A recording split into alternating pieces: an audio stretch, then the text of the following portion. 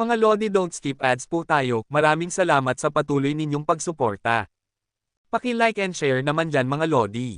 At sa mga gustong mag-donate sa ating GCash or regular na load, mag-comment lang po tayo. Para patuloy tayong makapag-upload ng mga bagong kabanata. Marami pong salamat. Kumusta mga Lodi, may bago tayong nobela, sana magustuhan nyo ang kwentong ito. Ito ay kwento ng isang kabataang lalaki na nagkaroon ng mahiwagang mga mata. Simulan natin ang kwento. Kabanata 991 hanggang Kabanata 1000. Kabanata 991. Kahit si Suyukin ay medyo nahihirapang paniwalaan sa sandaling ito, na ang lalaking nakatulog sa kanya ng 20 taon ay may ganitong pangit na panig, si Yan Qingyan sa sandaling ito ay nagpaparamdam sa kanya ng kakaiba, hindi na siya ang maamo at malumanay na lalaki. Madilim na panahon. Sarkastikong tumawa ang baliw, at sinabi, parang pinasumpa ka ni Jiuken na hindi ka ipapanganak sa loob ng 20 taon, hindi ka lang nag-isip at nagsisi, mas nagiging masama ang iyong puso.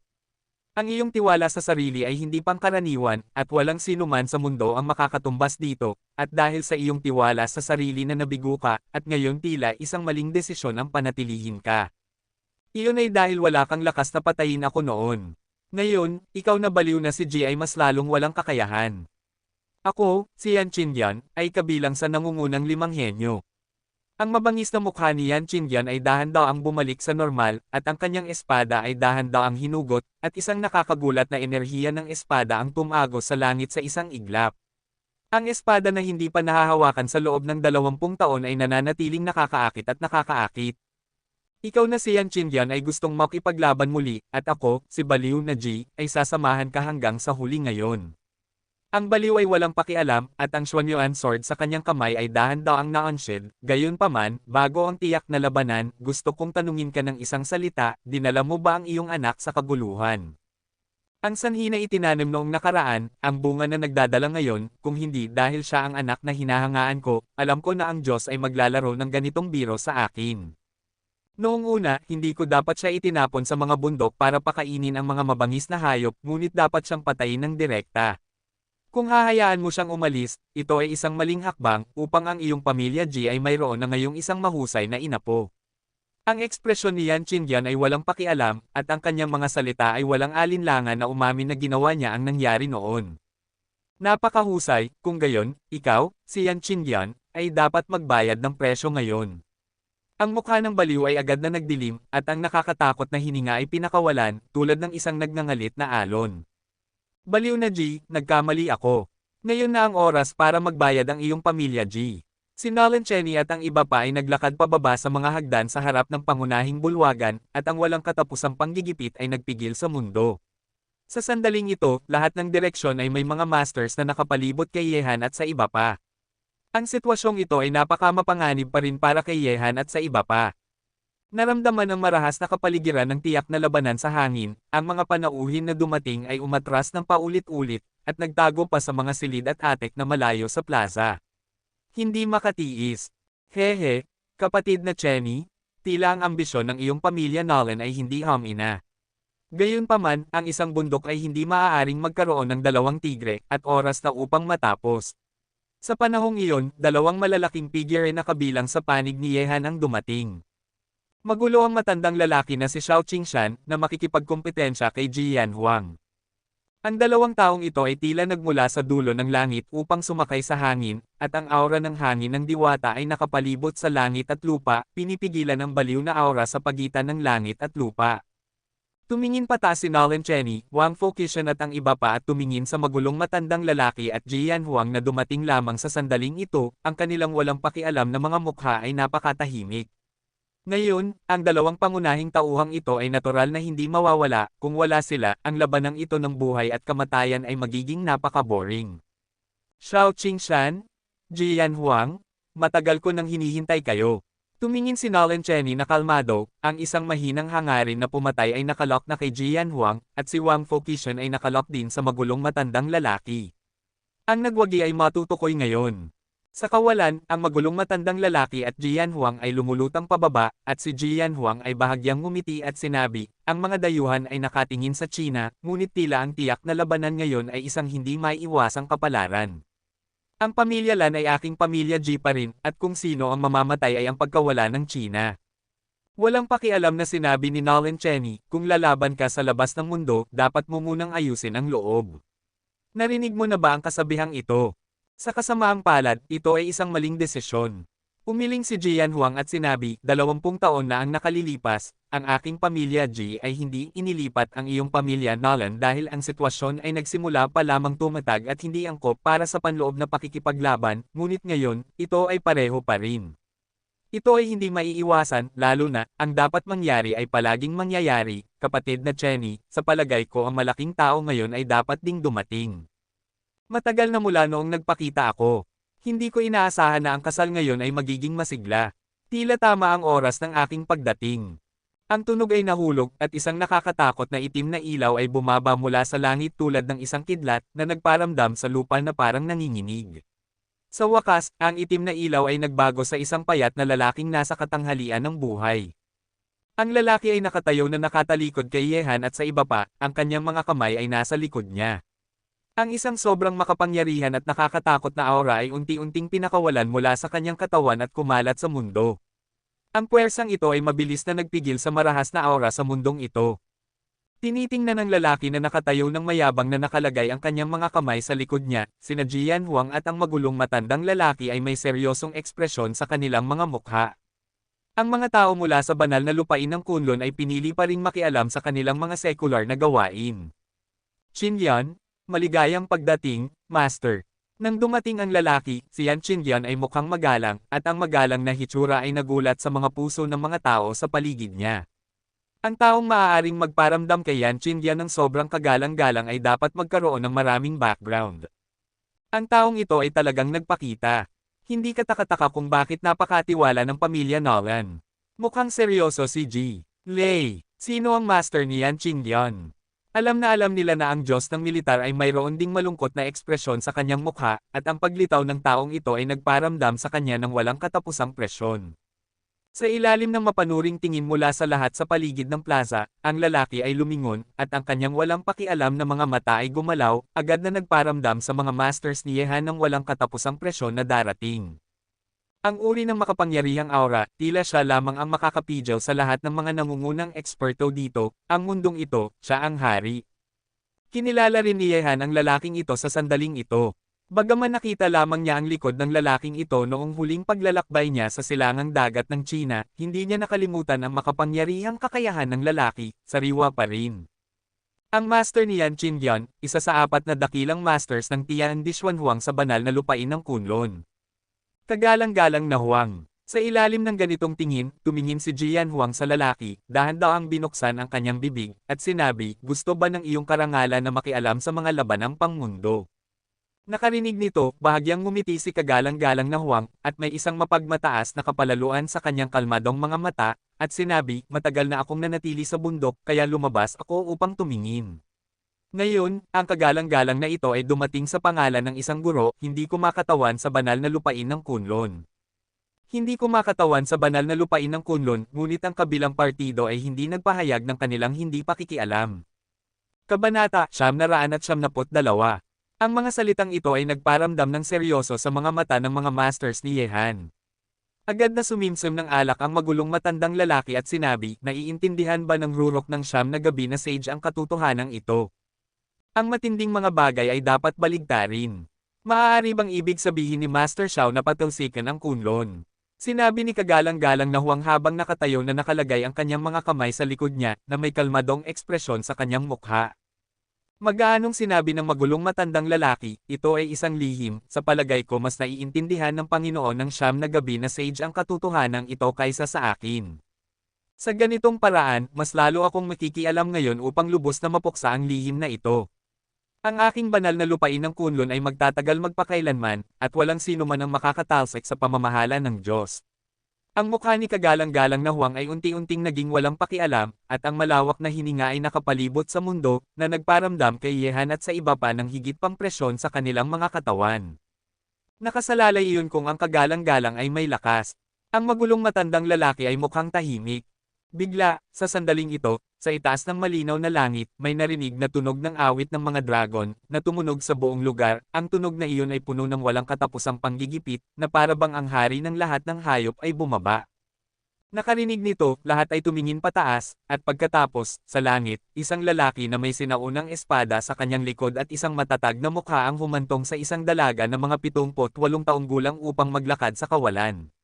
Si Ching Cheng, matangkad at matangkad, ay may maringal na aura na tila likas sa kanyang katawan, na nagpipigil sa lahat sa mundo, at habang naglalakad siya, ang madilim na ulap sa itaas ng langit ay tila nagbubukas ng daan para sa kanya.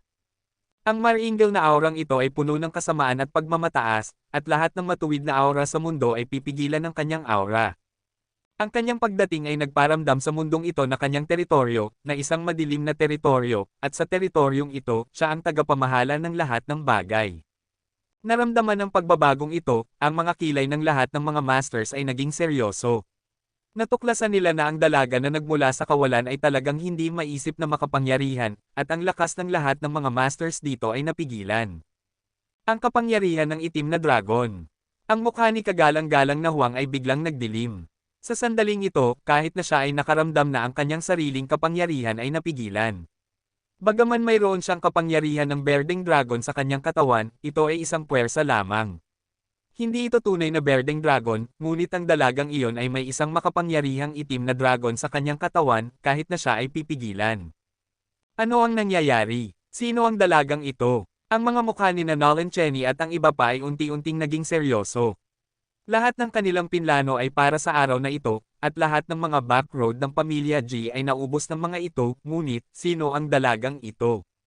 Ang kapangyarihan ng itim na dragon.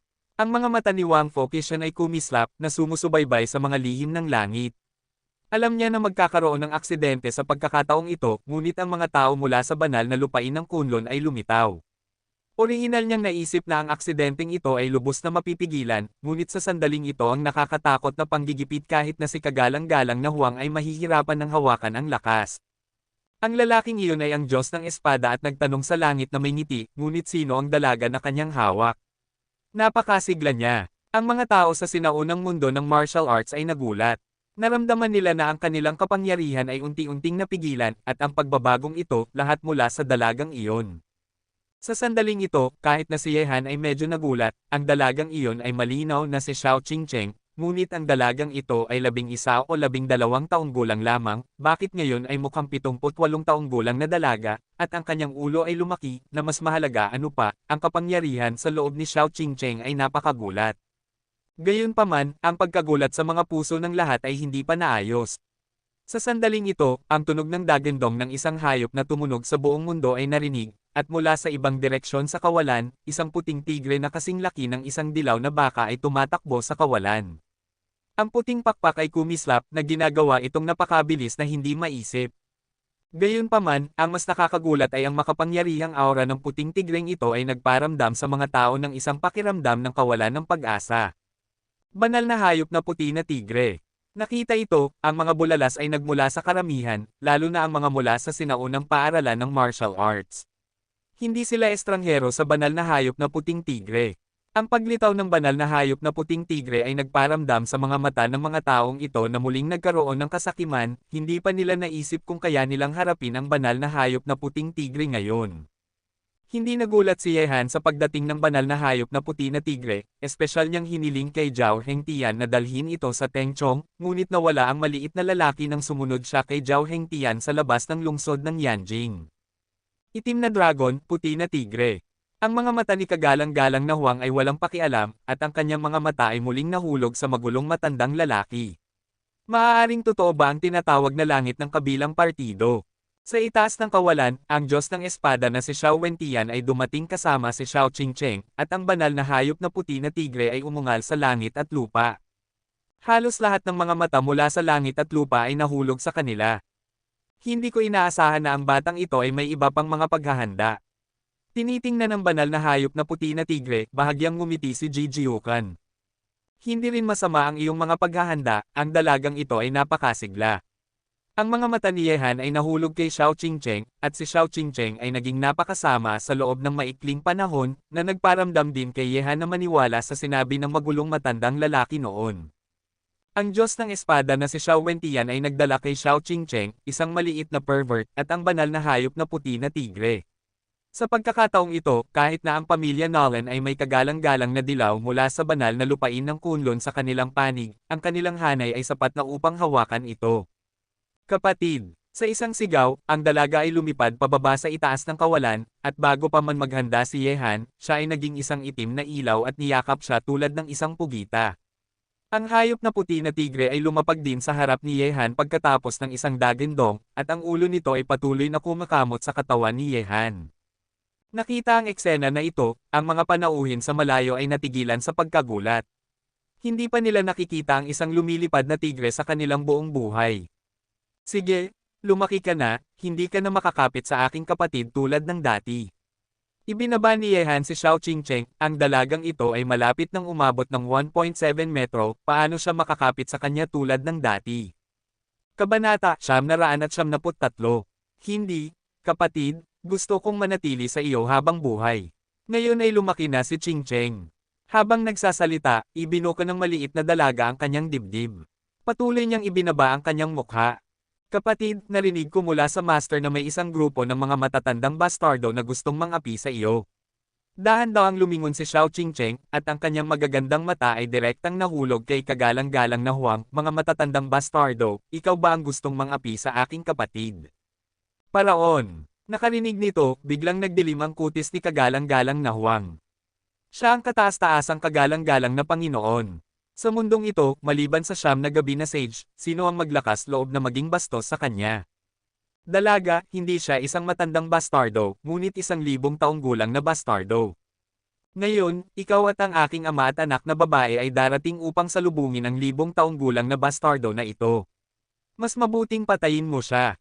Ang Diyos ng Espada ay ngumiti at nagtanong sa langit. Hangarin na pumatay, nang patayin niya ang Kunlun ng mag-isa gamit ang isang espada, nasugatan siya ng 2 kagalang-galang na Huang at kagalang-galang na Zuan sa harap niya, na naging dahilan upang siya ay makulong sa itim na bilangguan sa loob ng napakaraming taon. Ngumiti nang may paghamak si Xiao Qingcheng, upang harapin ang bastardo na ito, ako lang ang makakagawa nito. Nakarinig nito, ang mukha ni kagalang-galang na Huang ay naging mas madilim. Dumating siya sa sekular na mundo ngayon, at siya ay napaka-insulto ng iba, nararapat siyang mamatay. Dalaga, maglaan ka ng oras upang harapin ang matandang bastardo na iyon. Lumapit si Yehan, hindi pinapansin ang nagyayelong mga mata ni kagalang-galang na Huang, at sinabi sa mga malungkot na miyembro ng pamilya Nolan, nagawa na ang sapat na paghahanda, tiwala ka pa rin ba ngayon? Nagkamali ako, at hindi ko nabilang ang kakaibang bilang na ito. Tumingin si Nolan Cheney kay Xiao Qingcheng. Ang paglitaw ng kakaibang bilang na ito ay nagparamdam sa kanila na may ganap na bentahe ay wala ng anumang bentahe. Masyadong maaga pa upang maglabas ng conclusion tungkol sa kung sino ang mabubuhay at kung sino ang mamamatay. Maraming bagay pa ang hindi mo nabilang, kaya huwag mong masyadong isipin ang iyong sarili. Malamig na ngumiti si Yehan. Ngunit ang babaeng ito ay talo mo pa rin sa akin. Tumingin din si Nolan Mietian kay Yehan na may pang-aasar. Nakarinig nito, sinabi ni Yehan, Nolan Mietian, natuklasan kong napakawalang hiya mo, ginamit mo ang mga trick upang kontrolin siya, anong uri ng kasanayan ito, ngunit pagdating sa mga babae, natatakot akong natalo ka sa akin, at ikaw ay napaka natatalo na. Talaga, pang-aasar ni Nolan Mietian. Hindi ba, Zug Prajna, bakit hindi mo sabihin sa kanya ang sagot? Bahagyang ngumiti si Yehan. Nakarinig ng mga salitang ito, isang matinding ilaw ang kumislap sa mga mata ni Nolan Mietian, at ang kanyang matinding mga mata ay direktang tumingin kay Zog Prajna na naglalakad palabas mula sa harap ng karamihan sa sandaling ito, maglakas loob kang traitor rin ako. Walang pakialam na sinabi ni Zog Banro, Nolan, hindi mahalaga ang pagtataksil, hindi mo ako mabibigyan ng entablado na gusto ko, ngunit kaya niya, at hindi ka kasing galing niya, tinulungan kita ng ilang taon, ngunit hindi ka pananalo sa hilaga, at sa loob lamang ng 1 taon, nasakop niya ang karamihan sa underground world ng China. Sa makatuwid, siya lang ang makakapagbigay sa akin ng entablado na gusto ko. Sa totoo lang, nang sakupin niya ang hilagang kanluran, isa na ako sa kanyang mga tao. Pasensya na, Nolan. Nakarinig nito, lahat ng nakarinig nito ay nagulat, ang pinagkakatiwalaang think tank ni Nolan Mietian, ang babaeng tinawag na Zug Demon Girl ng mundo, ay nahulog na sa panig ni Yehan. Malanding babae, hindi ka takataka kung bakit nabigo ang mga tao mula sa sinaunang mundo ng martial arts na pumunta sa Shaanxi. May kinalaman ba ito sa iyo? Ano sa tingin mo? Bahagyang ngumiti si Zugprojna. Pang-aasar ni Yehan sa mga tao sa sinaunang mundo ng martial arts, at sinabi, noong nakaraan, mabibigo ka, ngunit sa pagkakataong ito ay hindi ka makakatakas sa parehong kapalaran.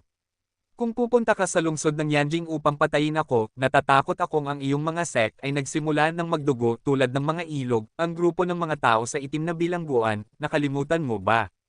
Nakarinig ng mga salita ni Yehan, nagulat ang mga tao sa sinaunang mundo ng martial arts. Gusto lang nilang patayin si Yehan, ngunit nakalimutan nilang ang mga masters na tumakas mula sa itim na bilangguan ay nakatingin din sa kanila. Sa ngayon, karamihan sa mga masters sa kanilang sect nasa dito, kung pupunta ang mga masters ng itim na bilangguan, tiyak na magdudulot ito ng malaking pagkawala sa kanila. Sampain ka, Yehan? Ano ba ang ginawa mo? Gusto mong patayin ako, kaya natural kung gustong patayin ka, iyon lang. Malamig na ngumiti si Yehan, at pagkatapos ay tumingin siya kay Nolan Miyetian na may hangarin na pumatay sa kanyang mukha at sinabi, ngayon, ang mga tao mula sa magkabilang panig ay dumating na, hayaan mong simulan natin ang unang labanang ito. Matapos magsalita, isang nakakagulat na espiritu ng pakikipaglaban ang bumulwak mula sa katawan ni Yehan, ang kanyang matatalas na mata ay lumapit kay Nolan Miyetian, at sinabi, naniniwala akong matagal mo nang hinihintay ang araw na ito, sige, ang labanan ng buhay at kamatayan, hayaan ang mga tao sa mundo na maging saksi ngayon.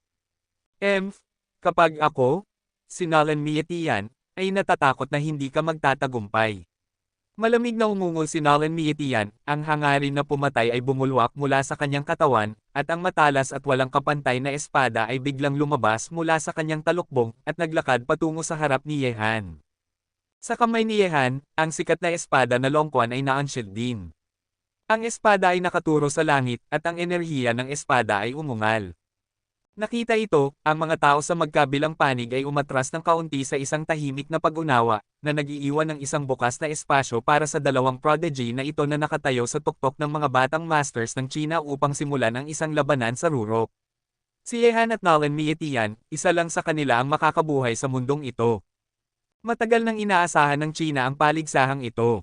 Sa plaza, dalawang maalamat na henyo na nakatayo sa tuktok ng Huaxia ay nakatayo na may hawak na mga espada, nakaturo sa langit, isang alon ng baliw na espiritu ng pakikipaglaban ang bumulwak mula sa kanila, at sa paligid ng plaza, ang mga mata ng dalawang kampo ay nahulog isa-isa.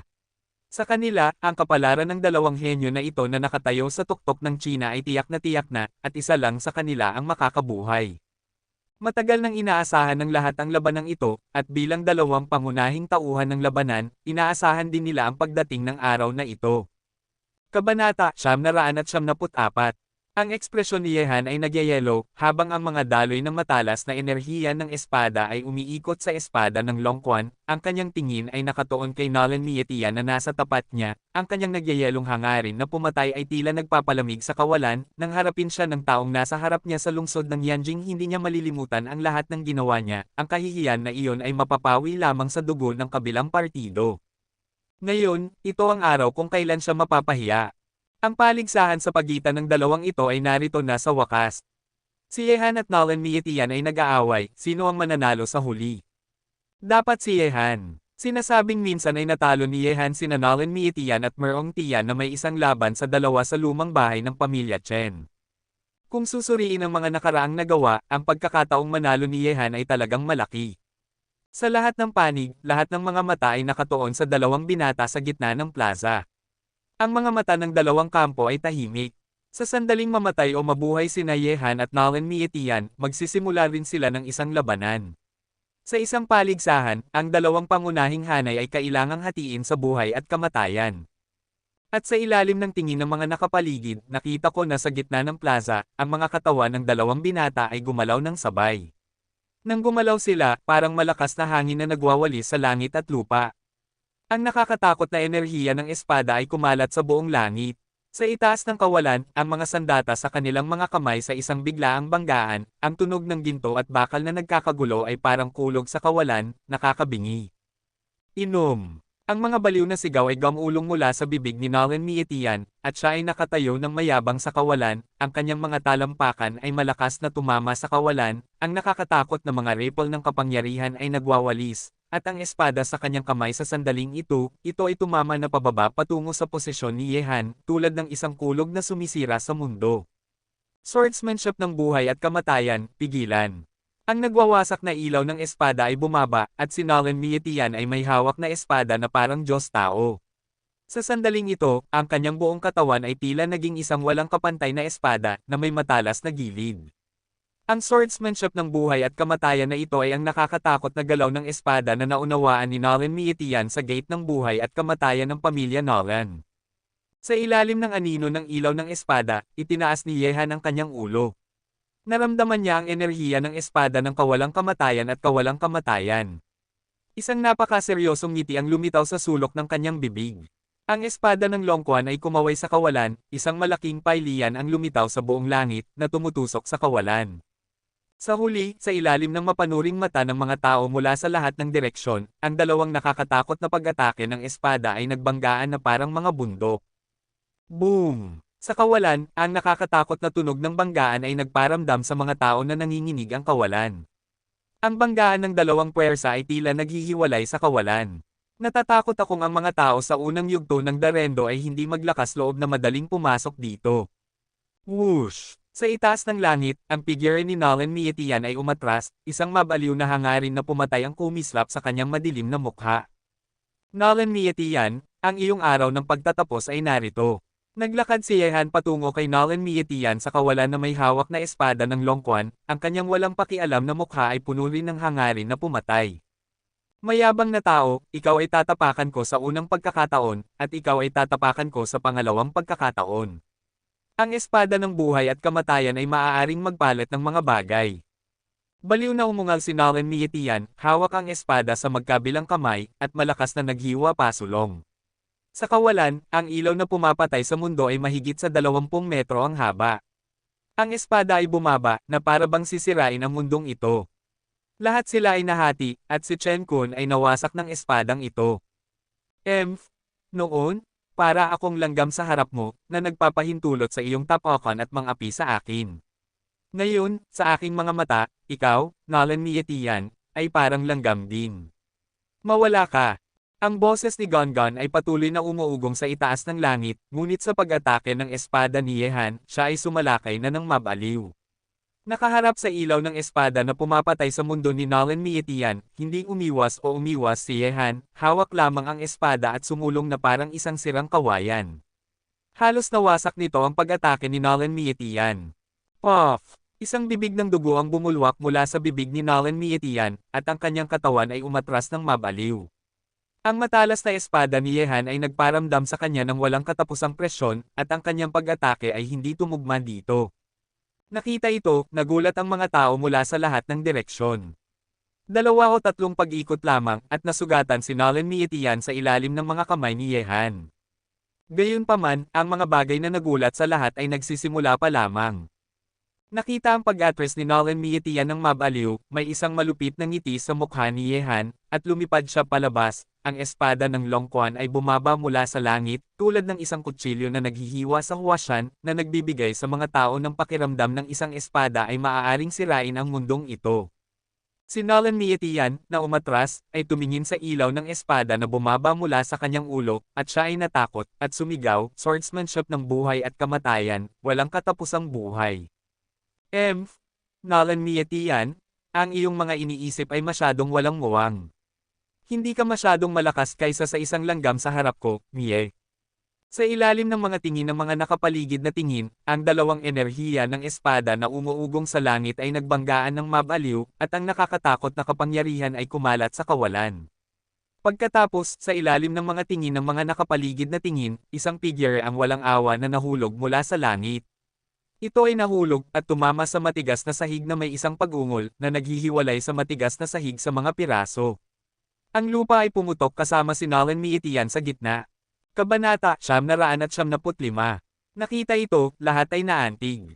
Si Nolan Mietian ay isa sa mga nangungunang batang master sa China, isang maalamat na henyo, ngunit sa sandaling ito, ang kanyang pagganap ay napakasama na wala siyang paglaban sa harap ni Yehan. Dahil ba ito sa sobrang hina ni Nolan Mietian? O masyadong makapangyarihan si Yehan? Gayunpaman, ang mga tao mula sa pamilya Ji ay hindi nagulat sa kapangyarihan ni Yehan, at ang mga taong may kaugnayan kay Yehan ay mas lalong hindi nagulat. Siya na tinapakan ni Nolan Mietia noong una ay nagbago na ngayon sa isang pag-iral na mahirap maabot ng kabilang partido. Bastardo, papatayin kita. Nagalit si Nolan Mietian na may mabangis na mukha tulad ng isang mabangis na hayop. Patayin mo ako, katawa-tawa na tao, ngayon ipapakita ko sa iyo kung gaano kalaki ang agwat sa pagitan mo at sa akin. Ang boses ni Yehan ay naihatid sa itaas ng langit, at sa susunod na sandali, nang tumayo lang si Nolan Mietian, sinipa ni Yehan sa hangin, sinipa pababa, at lumapag na may sipa na naglalaman ng lakas na marahas sa sukdulan, at malakas na tumama sa balikat ni Nolan Mietian. Kakakaka! Ang paa na iyon ay tumama, na nagmamataas na parang bundok. Ito ang paa ni Yehan na may siyam na layer ng lakas, ang lakas nito ay maiisip. Ang mga buto sa kaliwang balikat ni Nolan Mietian ay lahat ay nabali, at ang nagmamataas na kapangyarihan ay naipasok sa kanyang katawan. Ang puwersa sa kanyang katawan ay nagparamdam sa kanya na hindi siya makakalaban. Yumuko siya at lumuhad sa lupa. Ang paa na iyon ay tumama na parang bundok. Ang sipa ni Yehan ay naglalaman ng kapangyarihan ng siyam na tiklop na lakas, at ito ang pangalawa sa siyam na tiklop na lakas. Ang lakas ay nakakagulat. Kahit na sinipa niya ang isang track, hindi ito magiging susunod. Ang makapangyarihang kapangyarihan ay ibinuhos sa katawan ni Nolan Mietian mula sa kanyang mga balikat. Ang nagmamataas na kapangyarihan na iyon ay nagparamdam kay Nolan Mietian na parang sisubog ang kanyang katawan, na nagdulot ng kanyang matangkad at tuwid na katawan na biglang magliyab. Matapos yumuko, ang mga tuhod na iyon ay lumuhad din sa lupa na may isang pag-ungol, na nagdulot ng pagkapunit ng mga basag na slab ng bato sa lupa. Nakita ito, ang mga nakapaligid na mata ay lubos na naantig. Si Nolan Mietian ay palaging isang maalamat na henyo sa China, lalo na nang top-off niya si Yehan, ang kanyang katanyagan ay naging mas malakas at walang kapantay. Bagaman patuloy na sinusubukan ni Yehan na habulin, ngunit, ang agwat sa pagitan ni Nolan Mietian at Yehan ay hindi dapat na ganito kalaki, tama ba? Tinitingnan si Nolan Mietian na sinipa ni Yehan at lumuhad sa lupa, habang ang lahat ay naantig, hindi nila maiwasang isipin ang eksena sa bakuran ni Zhang. Noong panahong iyon, si Yehan ay lumuhad ng ganito. Sa harap ni Nolan Mietian, ngunit ngayon, ang papel na lumuhad ay nagbago, pinalitan ni Nolan Mietian. Nakita ito, ang mga mukha ng mga miyembro ng pamilya Nolan ay napakaseryoso na bumababa ang temperatura sa hangin. Ang pinakamahusay na henyo ng kanilang pamilya Nolan ay napigilan at lumuhad sa lupa, hindi makakalaban. Ito ay isang malaking kahihiyan. Gayunpaman, kumpara sa malamig na mukha ng pamilya Nolan, tahimik na tumango ang panig ni Yehan. Sa wakas ay nakuha ng lalaking ito ang kanyang kahihiyan. Kung paano siya tinapakan noong una, kung paano ibalik ito ngayon, ito ay napakapatas. Sa plaza, si Nolan Mietian ay nagdere ng dugo, ang kanyang mukha ay mabangis, na nakakatakot na parang hayop, dahil sa harap niya, si Yehan ay nakatayo sa harap niya na parang isang nagwagi, na nakatingin sa kanya, isang tauna na lumuhad sa lupa. Nolan Mietian, babayaran ko ang lahat ng ibinigay mo sa akin noong una. Bibigyan kita ng iyong buhay ngayon. Tumingin si Yehan na walang pakialam, at itinaas ang kanyang espada. Ang ulo ni Nolan Mietian ay pinutol. Nakita ito, nagbago ang mga ekspresyon ng mga miyembro ng pamilya Nolan, at isang malakas na nakakapresyong aura ang kumalat patungo kay Yehan sa kawalan. Ang labanan ng buhay at kamatayan na napagkasundoan, gusto pa bang makialam ng iyong pamilya Nolan? Nadama ang paggalaw ng pamilya Nolan, ang mga masters ni Yehan ay lumabas isa-isa, na may walang pakialam na mga mukha, at ang kanilang aura ay nakalok sa katawan ng Nolan. Ang mga master sa panig ng pamilya Lan, hanggat may anumang pagbabago sa kabilang partido, maaari rin silang gumawa ng isang hakbang. Paano kung makipagkumpetensya ako sa iyo, ito rin ang aking hangarin na pumunta sa Huaxia. Sa oras na ito, naglakad-lakad si Yehechon, at ang nakakatakot na banal na hininga ay patuloy na pinakawalan mula sa kanya. Nakita ito, lahat ng mga tao sa paligid ay nagtuon ng kanilang pansin kay Yehechon. Ang batang lalaking ito mula sa kanluran ay nagparamdam din sa kanila ng napakasigla. Siyempre, ang mga naglakas loob na hamanin si Yehan ay hindi magiging mahina. Malamig na ngumiti si Yehanhan, at sinabi, banal na anak ng Diyos, natatakot akong ang paglalakbay na ito sa China ay magiging iyong araw ng pagtatapos, ngunit kung pupunta ka sa China mula sa isang malayong lugar, bibigyan kita ng isang pagkakataon, kayong dalawa ay magkasama, maaari mong patayin ako, Yehan, salamat sa iyong mga kakayahan. Talagang mayabang ka, sinabi ni Yehechon na may masamang ngiti sa kanyang mukha, ngunit dahil sinabi mo na, kung gayon ang paggalang ay mas masahol pa kaysa sa pagsunod. Sa oras na ito, habang ang mga salita ni Yehechon ay umuugong pa rin sa hangin, ang kanyang buong katawan ay naging isang daloy ng ilaw, hawak ang isang higanteng espada, at lumitaw sa harap ni Yehan na parang isang Diyos ng digmaan na puno ng banal na aura. Ang higanteng espada ay mabaliw na nagwawalis, tulad ng isang alon na nagwawalis, inilibing ang mundo. Nakita ito, umungal si Nolan Mietian na parang hayop na may mabangis na mukha. Ang kanyang katawan ay kasing bilis din ng kidlat at winasiwas niya ang kanyang espada. Silang dalawa ay sabay-sabay na sinalakay si Yehan mula sa dalawang direksyon. Ngayon, ipapakita ko sa iyo ang aking tunay na lakas.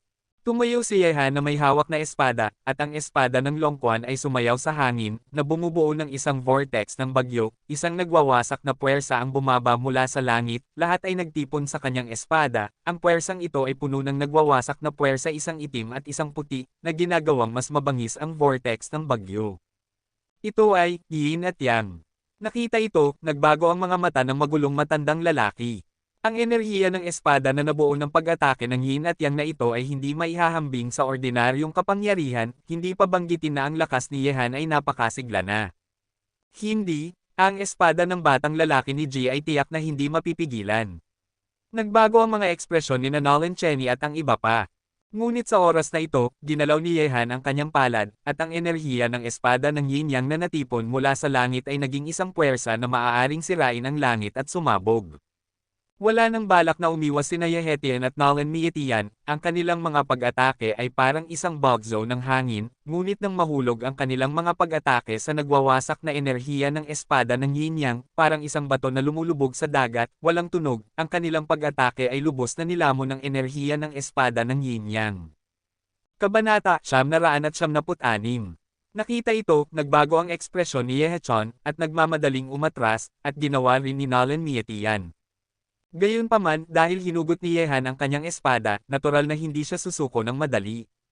Hawak ang enerhiya ng espada ng Yin Yang, hinabol niya at nagwawalis. Sa kanilang dalawa. Puff! Bigla, dalawang espada ng dugo ang lumabas mula sa mga bibig ni Nolan Mietian at Yehetian. Napakaseryoso ng mukha ni Yehetian. Ang lakas ni Yehan ay napakasigla na kahit na nakuha niya ang Shenghua ay hindi kalaban ni Yehan ngayon, at hindi niya rin mapipigilan ang galaw ng kalaban. Nagdusa ng isang napakalakas na pag-atake, si Nolan Mietian ay nasugatan ng mas malala, at ang hininga ng buhay sa kanyang katawan ay humina sa isang kritikal na punto. Kung hindi dahil sa isang determinasyon, maaaring siya ay nahulog sa ilalim ng pag-atake na ito. Gayunpaman, nang lumipad ng paatras sina Nolan Mietian at Yehetian, ang katawan ni Yehan ay nahabol na at lumitaw sa harap nila na parang kidlat. Parang magkakasama kayong mamamatay sa Huangquan ngayon, at hahayaan kitang maging kasama sa daan patungo sa Huangquan. Sa susunod na sandali, ang mga ilaw ng espada ay lumitaw mula sa kawalan sa paligid ni Yehan, at sa wakas ang mga ilaw ng espadang ito ay nagtipon sa isa. Winasiwas ni Yehan ang kanyang espada, at ang nakakatakot na ilaw ng espada na iyon ay nagwawalis sa Nolan Mietian na parang kidlat, at Yehechon. Ang hindi maihahambing na matinding enerhiya ng espada ay pumasok sa kanyang katawan, na nagdulot kay Yehechon, na nasugatan ng mas malala, na umungol, at bumagsak ng husto sa lupa, na may kalahati lamang ng kanyang buhay na natitira. Ngunit sa sandaling ito, walang nag-aalala kay Yehetian, at halos lahat ng mga mata ay nakatuon kay Nolan Mietian, na malayang nahulog. Ang kanyang espada ay itinapon sa gilid, at wala nang hininga sa kanyang katawan. Sa buong mundo, lahat ng mga mata ay nahulog kay Nolan Mietian. Ang henyo na minsang nakatayo ng mayabang sa tuktok ng mga kabataan ng China ay tahimik na nakahiga sa lupa sa sandaling ito, nakapikit ang kanyang mga mata, at ang espada na kasama niya sa labanan ay itinapon. Sa sandaling ito, ang sikat na batang henyo na ito sa China ay tahimik. Namatay sa labanan si Nolan Mietian. Hindi ko alam kung sino ang nagsabi ng mga salitang ito. Sa madaling salita, matapos lumabas ang mga salitang ito, ang mga pagsabog ng kaguluhan ay patuloy na tumunog sa buong mundo. Patay na si Nolan Mietian. Madali siyang pinatay ni Yehan. Bukod dito, ang lakas ni Yehan ay napakasigla kahit na nakikipag-team up sa batang eksperto sa kanluran. Sa isang laban sa dalawa, maaari pa rin niyang patayin si Nolan Mietian at sugatan ng batang eksperto sa kanluran.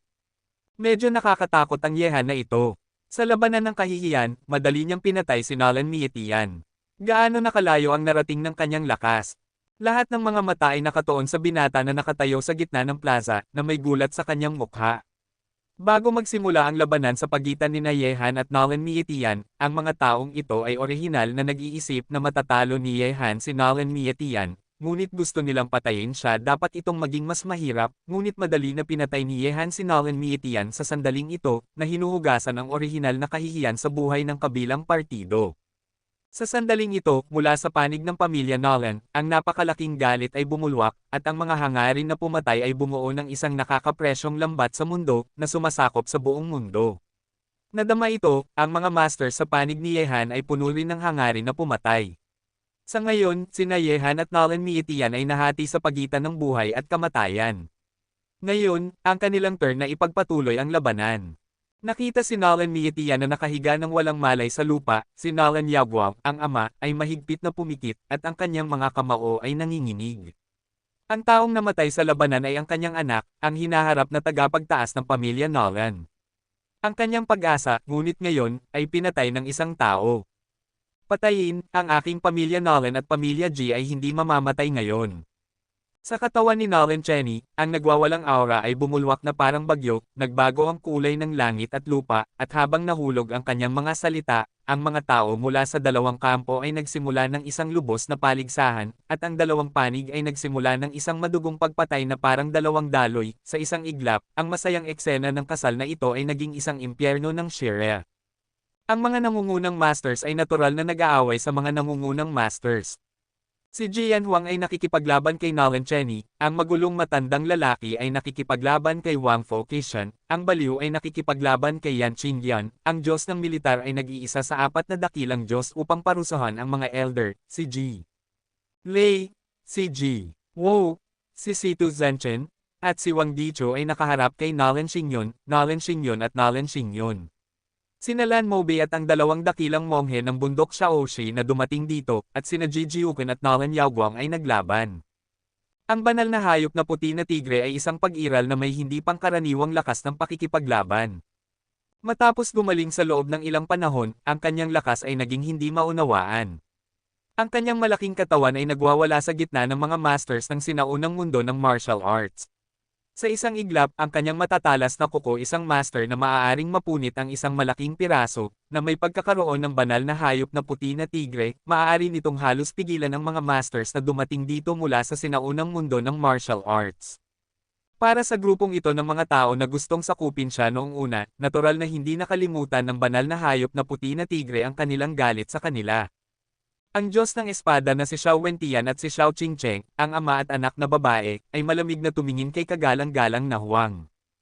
Ang dalawang panig ay hindi pa gumagalaw, at hindi naglakas loob na gumalaw si kagalang-galang na Huang. Ang itim na dragon sa katawan ni Xiao Qingcheng ay maaaring lubos na pigilan ang kapangyarihan ng berdeng dragon sa kanya. Kasama ang si Xiao Wentian na kilala bilang Diyos ng Espada, kung gumawa siya ng isang hakbang, ang kanyang buhay at kamatayan ay hindi mahuhulaan. Ang mga tao sa ilalim ng mga kamay ni Yehan ay natural na nagsama-sama sa Xuanyuanwei ng pamilya Ji, mga masters ng pamilya Nolan, at mga masters ng sinaunang mundo ng martial arts upang simulan ang pagpatay. Sina Ben at Lin Chi ay naghamon sa 6 na general sa ilalim ni Nolan Mietian, 2 laban sa 6, at sila ay mayroon pa ring kalamangan. Gayunpaman, ang labanan ni Yehan ay hindi pa tapos.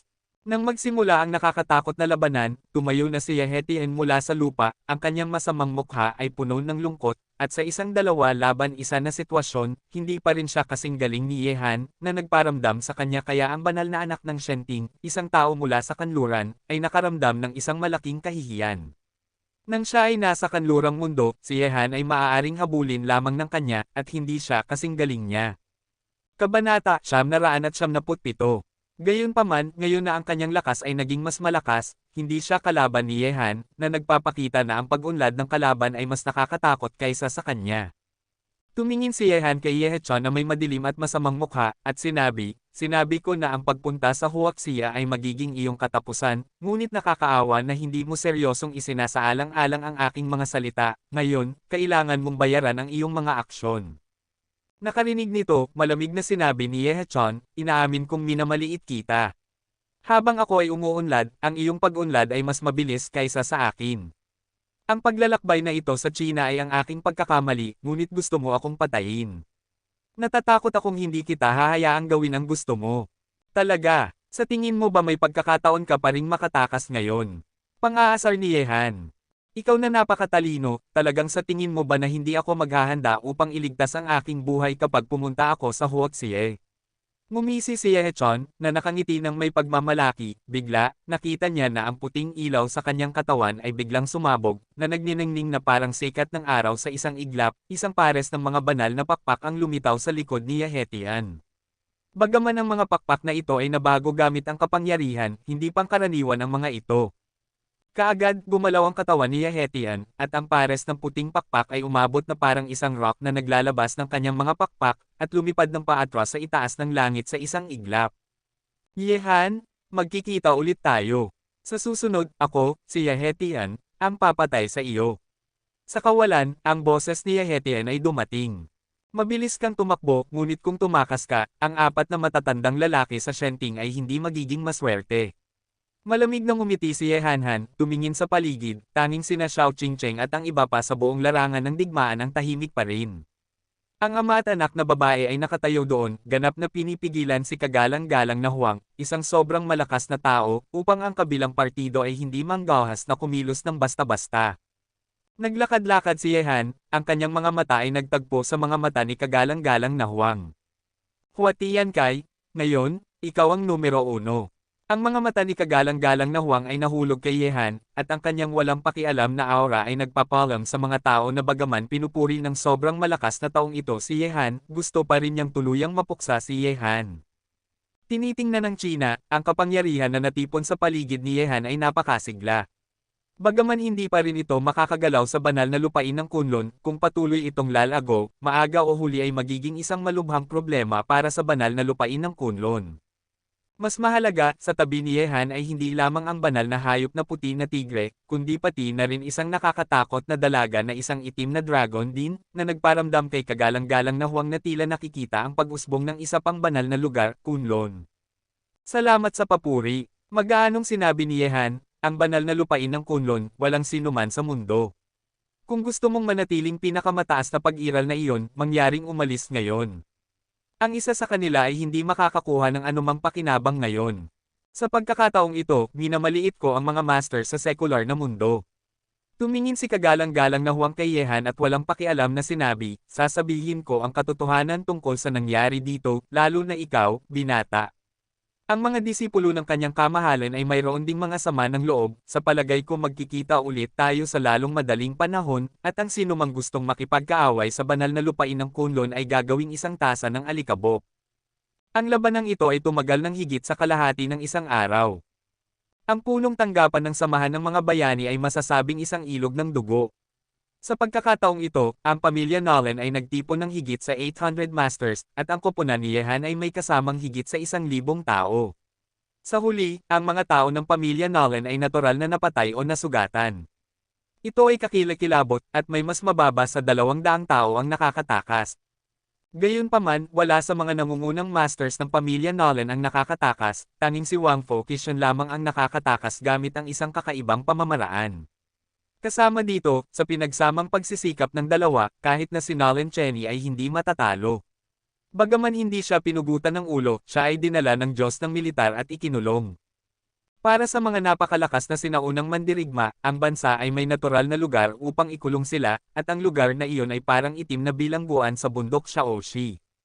Namatay si Nolan Yaoguang sa mga kamay ni Xiao Qingcheng. Orihinal na, nais ni Nolan Yaoguang na samantalahin ang kaguluhan upang patayin si Yehan, ngunit pinatay siya ng palad ni Xiao Qingcheng. Kahit na si Nolan Yaoguang ay isa sa 5 henyo, hindi niya mapigilan mabuhay sa nakakatakot na Little Allure.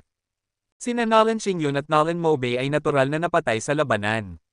Hindi gaanong mga tao mula sa sinaunang mundo ng martial arts na dumating sa lungsod ng Yanjing ang nakakatakas sa huli. Siyempre, ang pinakamahalaga na banggitin ay ang labanan sa pagitan ni Yan Qingyan at Ji Quanren. 20 taon sa lungsod, ang lakas ni Yan Qingyan ay naging maihahambing sa lakas ni Ji Quanren. Upang talunin si Yan Qingyan, si Ji Quanren ay nasugatan din ng malubha, ngunit ang kapalaran ni Yan Qingyan ito ay trahedya, pinabayaan ng baliw na si Ji ang kanyang dantian, kung hindi dahil sa katotohanan siya ay ama ni Yan Lingjiao, hindi hahayaan ng baliw na si Ji na mabuhay si Yan Qingyan. Sa compound ng pamilya Yan, sinuri ni Yehan ang katawan ni Yan Lingzhou sa silid, at pagkatapos matiyak na maayos siya, lumabas siya ng silid at hiniling kay Suyukan at sa iba pa na alagaan si Yan Lingzhou sa silid. Sa sala ng compound ng pamilya Yan, maliban kay Jake Quangren, na nagpapagaling mula sa kanyang mga sugat, ang mga taong nakilahok sa labanang ito ay nagtitipon sa sala sa ngayon, kasama ang tatlong magkakapatid na sina Yan Jiangguo, at wala sa mga mas batang miyembro ng pamilya Yan ang naruroon. Maliban kay Yehan na karapat-dapat na makasama sa tabi, ayaw talagang tumayo sa gilid ang mas batang henerasyon. Ang mga pamilya Zhang at Yan ay nakaligtas din sa kaguluhan sa pagkakataong ito, at lahat ng mga taong dumating upang salakayin ang dalawang pamilya ay natalo. Kuya, nakita si Yehan na papalapit, si Xiao Qingcheng, na nababagot, ay agad na sumugod sa mga bisig ni Yehan ng may isang hakbang, at ang kanyang buong katawan ay nahulog sa kanya, nang walang anumang imahe ng isang babae na may matuwid na mukha, bagaman ang dalagang ito ay 11 o 12 taong gulang lamang, ngunit dahil sa pagsasama ng kapangyarihan ng itim na dragon sa kanyang katawan, nagawa na niyang gawing hindi maihahambing ang kanyang mga pag-andar sa lahat ng aspeto sa isang 12 taong gulang na dalaga, at ngayon ay isang malaking dalaga na. Medyo nahihiya rin si Yehan. Ang dalagang ito ay nagsama ng kapangyarihan ng itim na dragon, at umunlad siya tulad ng isang 78 taong gulang na dalaga sa lahat ng aspeto, at siya ay napakataas din. Talagang hindi angkop na guluhin siya ng ganito. Ngunit tungkol sa kahihiyan sa mukha ni Yehan, nagpanggap ang dalaga na hindi niya ito nakita, at sinadyang hinimas ang kanyang mga mata, na parang sinasabi na hindi na siya isang maliit na batang babae.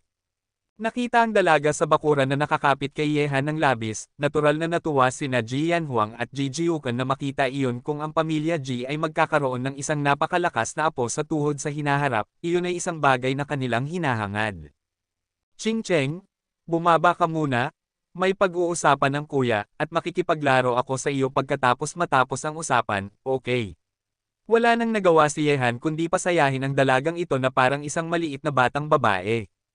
Sige, pupunta muna akong tingnan ang maliit na tigre, kuya, hindi ka dapat mag-back out sa iyong salita. Matapos magsalita, masayang tumalon ang dalaga. Kabanata, 978. Huminga ng maluwag si Yehan, naglakad papasok sa bulwagan at sinabi, ang dalagang ito ay parang umiinom ng hormones. Hindi ko pa siya nakikita ng ilang sandali at lumaki na siya ng ganito. Matandang lalaki, ang kapangyarihan ng itim na dragon ay hindi magdudulot ng anumang epekto sa dalagang iyon, tama ba?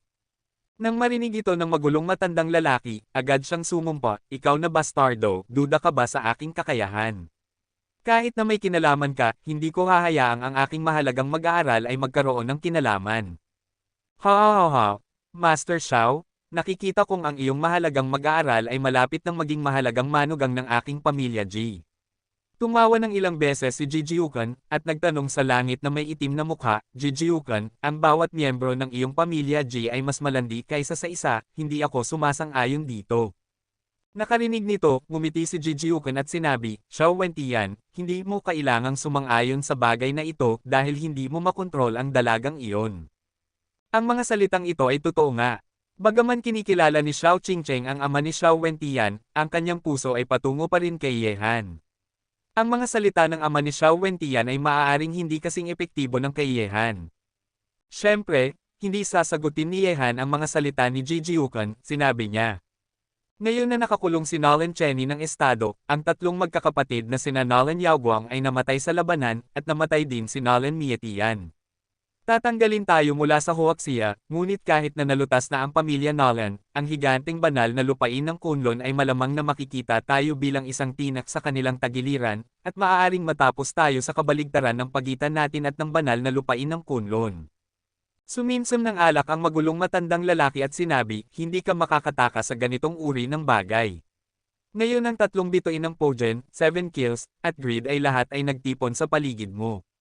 Kung ikaw, isang taong may kapalaran ng Ziwei, ay hindi maabot ang tuktok, maaari ka lamang bumaba. Impyerno, walang ibang pagpipilian. Nakangiting sinabi ni Ji Yanhuang, tama si kapatid na Xiao, at hindi hahayaan ng banal na lupain ng Kunlun na magkaroon ng isang puwersa sa lupain ng Huaxia na makakatalo sa kanila. Kung tayo ay isang gulo lamang, marahil ay hindi tayo matatakot ng banal na lupain ng Kunlun.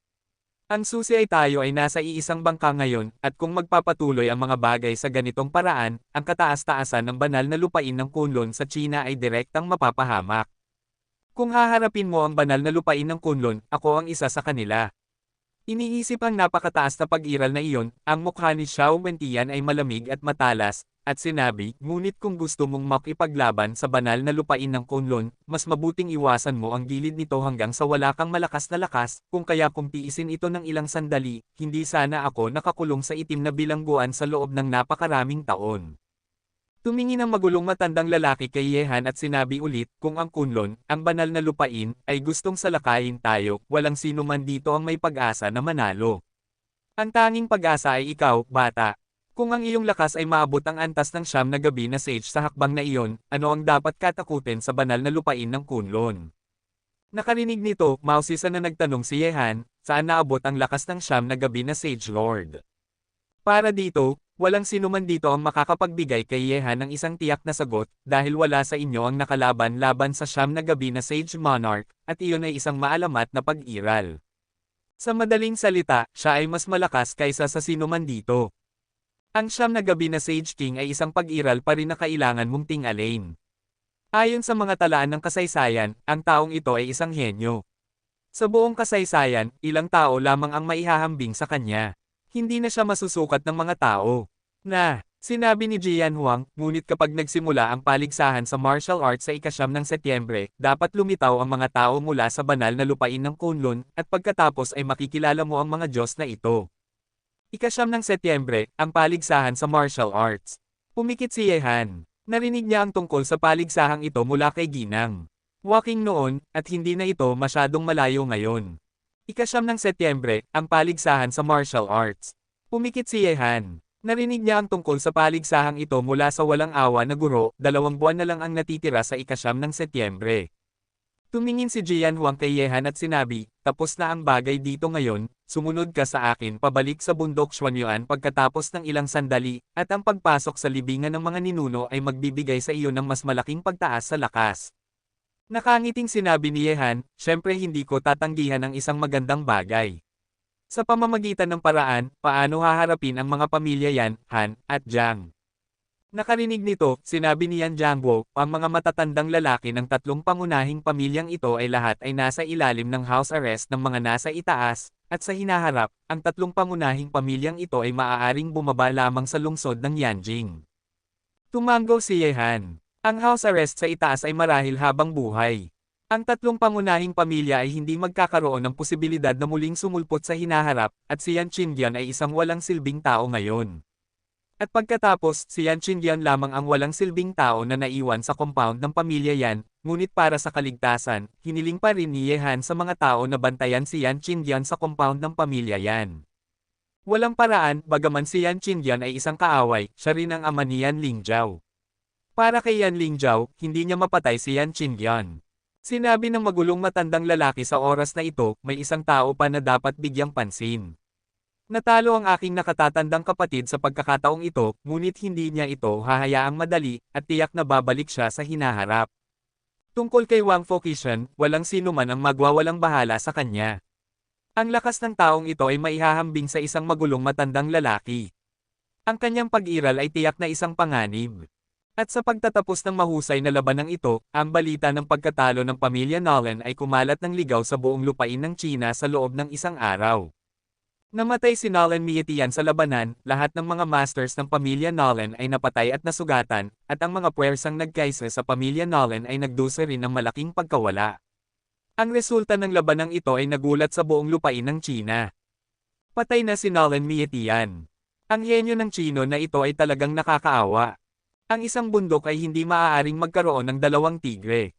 Ang kapalaran sa pagitan ni Nolan Mietian at Yehan ay matagal ng tiyak. Ikaw ang mamamatay o ako ang mamamatay. Walang posibilidad na magkasundo sila.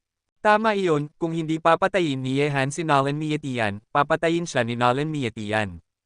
Dahil mas mahina si Nolan Mietian kaysa kay Yehan at hindi niya siya matatalo. Sa mundo, ang mga mahina ay maaari lamang matanggal.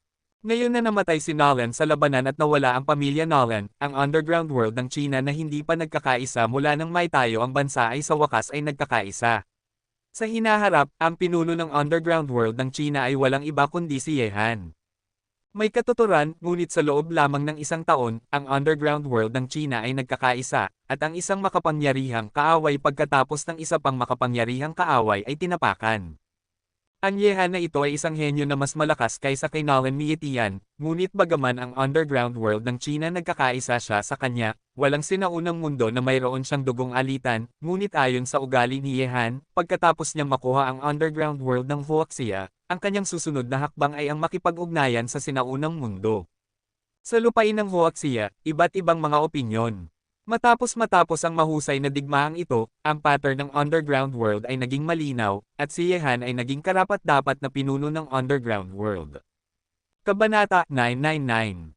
Lumipas ang panahon ng ganito sa loob ng isang araw, at bagaman kinokontrol ni Wang Fo Qishan si Yan Lingjiao gamit ang isang kakaibang pamamaraan, ngunit sa isang magulong paraan ng matanda, walang problema sa pag-aalis ng kontrol na ito, ngunit si Yan Lingjiao, na nasa kawalan ng pag-asa, ay hindi pa rin nang magising siya, inaalagaan siya nina Su Yukan, Su Yulang, at Wang Yulo.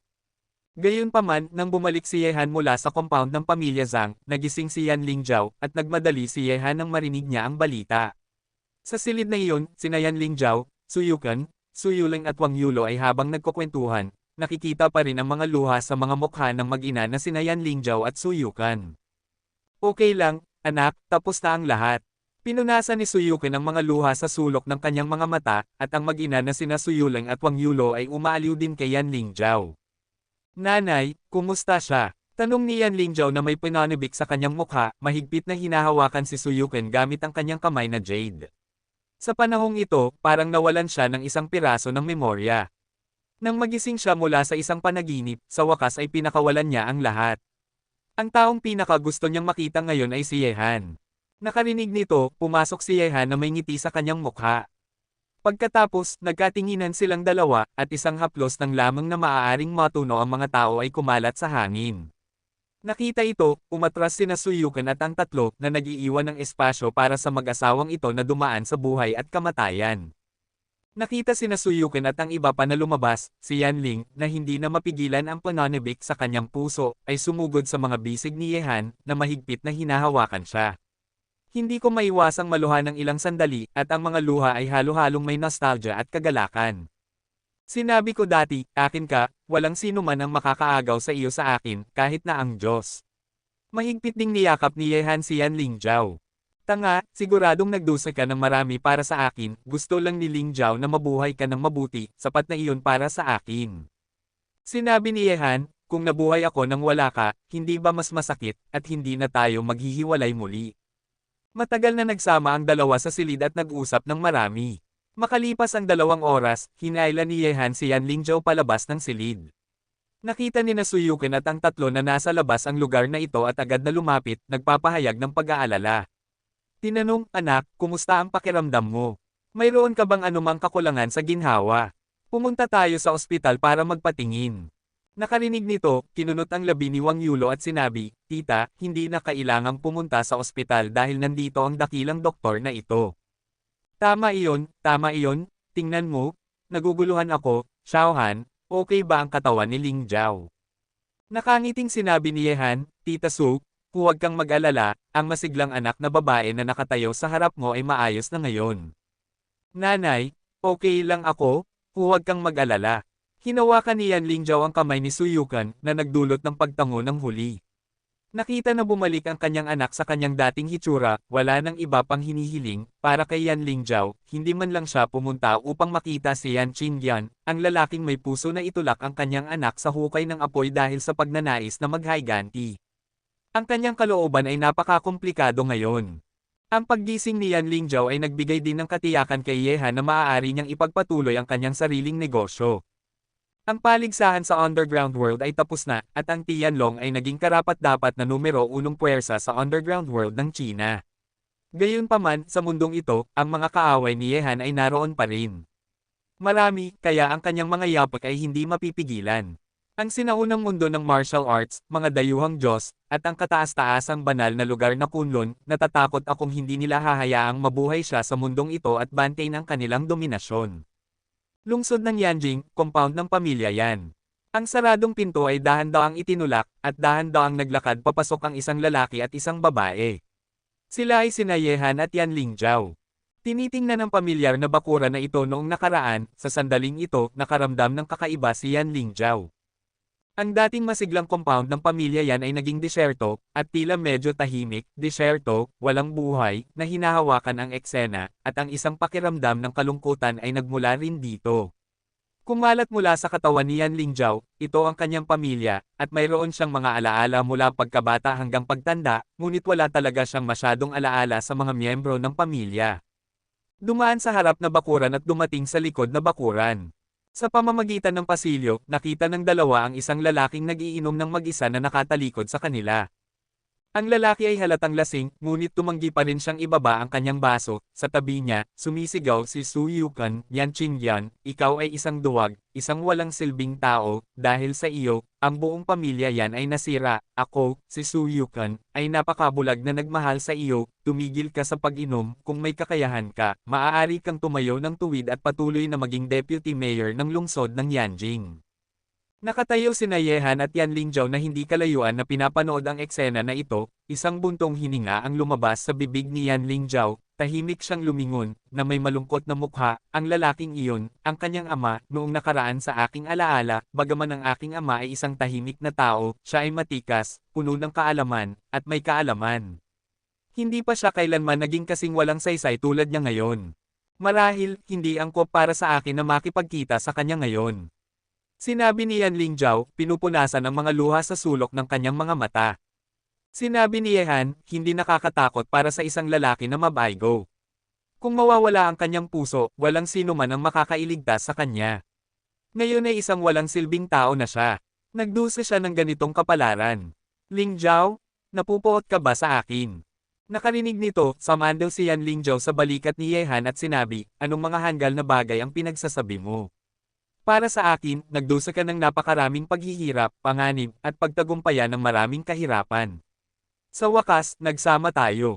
Bakit kita kakainisan? Ang sisihin nito ay kakaiba lamang, ang paglikha ay gumagawa ng mga tao, at ang mga sama ng loob at mga sama ng loob ng nakaraang henerasyon ay ang mga gawain ng nakaraang henerasyon. Sinabi ni Yehan, lumabas ka muna, kakausapin ko siya. Sige, hihintayin kita sa labas. Naglakad-lakad si Yehan.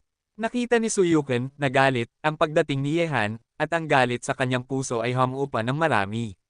Sinabi ni Yehan, Tita Su, nasa labas si Lingjiao, pumunta ka at samahan siya, hayaan mo akong pumunta rito. Tumango si Su Yukan, kinuha ang bote ng alak mula sa kamay ni Yan Qingyan at lumabas. Bakit, naparito ka ba para makita ako, isang talunan, na pinagtatawanan ako? Tinitingnan si Yehan na nakaupo sa tapat niya, kinuha ni Yan Qingyan ang isa pang bote ng alak mula sa ilalim ng mesa, binuksan ito at ininom ng mag-isa, na may namumulang mukha ito ay nagpapakita na siya ay nakainom na ng sapat. Sinabi ni Yehan, syempre pumunta ako para makita ka, isang talunan, na pinagtatawanan ka. Matapos ang maingat na pagpaplano, ito ay naging wala. Talagang nagulat ako na mayroon ka pa ring mukha na uminom dito. Kung gayon bakit hindi mo ako pinatay? Ibinaba ni Yan Qingyan ang bote ng alak, tumitig kay Yehan na may mga mata na puno ng walang katapusang galit. Kabanata 1000. Totoo lang, gusto talaga kitang patayin.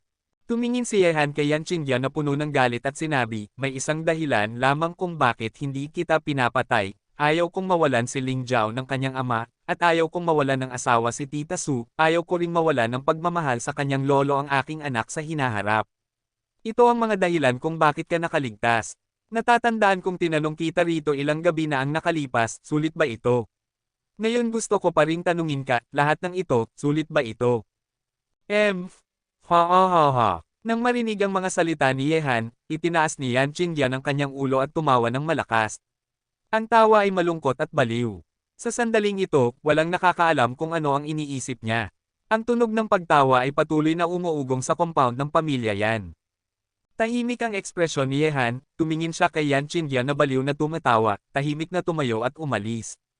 Narito ang isang lupain na napapalibutan ng mga bundok, napapalibutan ng mga ulap at ambon, at ang hangin ng diwata ay nakaka-overwhelm.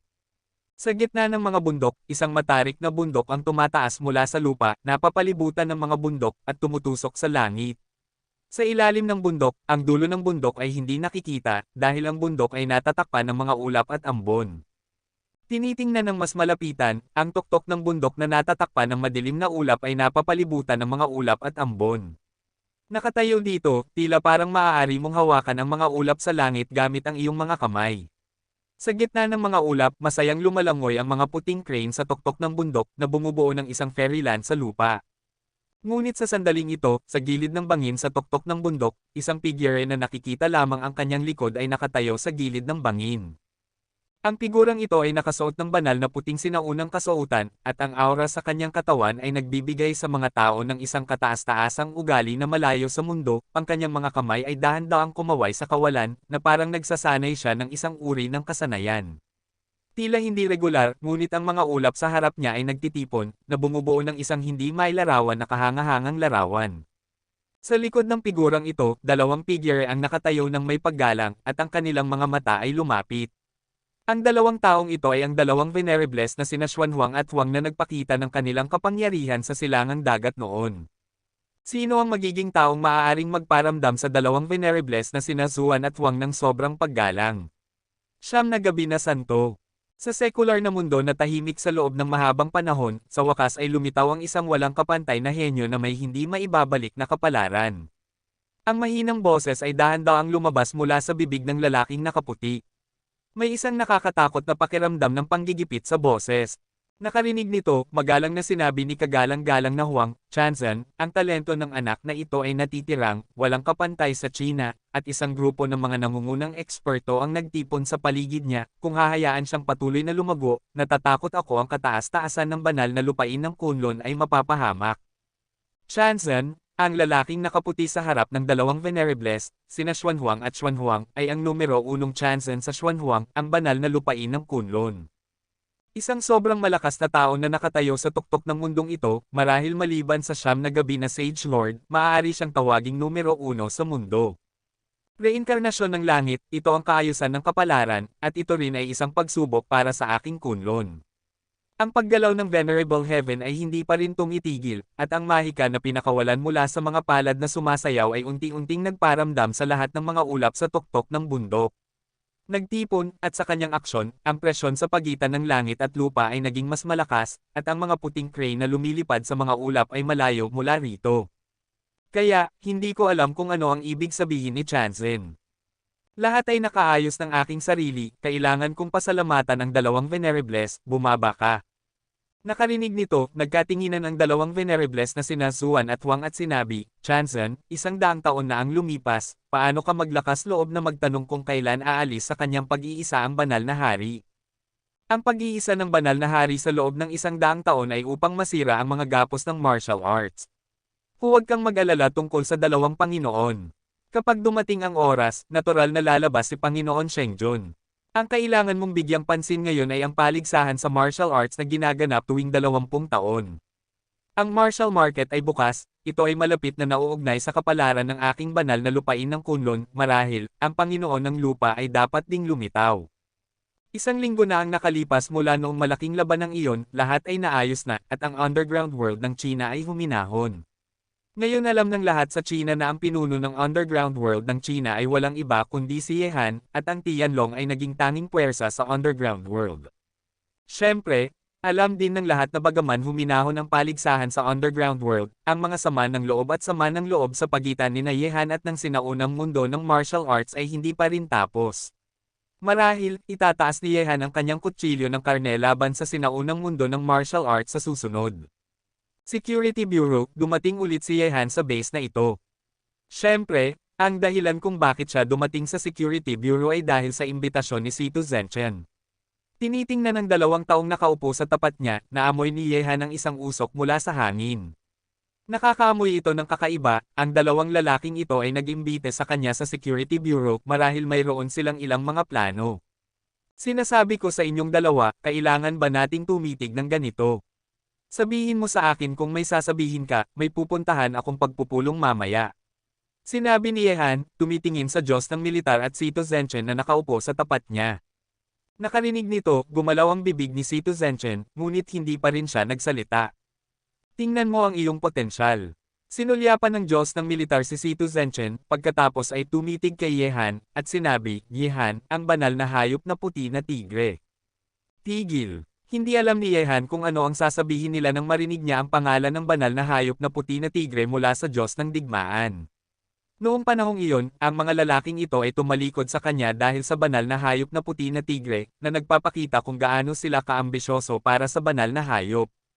Makinig ka muna sa akin, bata. Sinabi ng Diyos ng digmaan, hindi ko sinusubukang agawin ang banal na hayop na puti na tigre mula sa iyong mga kamay. Kahit na gusto kong agawin ito, hindi susang-ayon ang pamilya G. Kung gayon ano ang gusto mong gawin? Tanong ni Yehan na may pagdududa. Sinabi ng Diyos ng digmaan, ngayon ay naabot mo na ang rurok ng gitnang termino ng dakilang gobernador, at dapat kang nakarinig ng ilang mga lihim tungkol sa mahabang buhay. Ang aking mga tao sa Dragon Soul ay naghahanap ng lihim na ito mula pa noong unang araw ng pagtatatag ng bansa. Siyempre, sa aming bago, ang ilang mga sinaunang tao ay naghahanap ng pahiwatig na ito, ang gusto kong sabihin sa iyo ay ang apat na dakilang sagradong hayop ay may kaugnayan sa lihim ng mahabang buhay. Nakarinig nito, sinabi ni Yehan, narinig ko na rin ang lihim na ito, ngunit hindi ko alam kung may mahabang buhay sa mundong ito, ngunit sa pagkakaalam ko, ang lihim ng mahabang buhay ay hindi limitado sa apat na dakilang sagradong hayop, tama ba?